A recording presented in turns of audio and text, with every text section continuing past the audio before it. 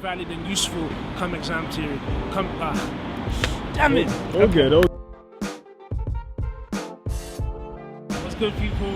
I'm Ayo, economics and finance student, third year, final year, about to get out of here. I'm just here to give you your 3 tips on exam preparation.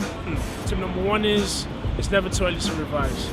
Make sure that you're working hard from day 1, stay on top of your work, go over your older material on a regular basis so that when exam time comes around, the stuff that you learned in your first lecture is familiar to you.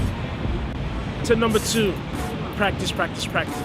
Just go and make sure that you're staying on top of your tutorials and your assignments. Do them 2 times over, 3 times over. This is the material your exam is going to be based on. And when you do your assignments, make sure you put all your effort into it. That way, when exam time comes around, the feedback that you had from earlier is still valid. You can actually use it in the exam. Tip 3, bother and pester your lecturers and your tutors. You paid 9K to be here. Get your money's worth, man. Go to their office hours, email them, ask them question after question, follow them after the lecture to make sure you fully understand the concept. That's what they're there for at the end of the day.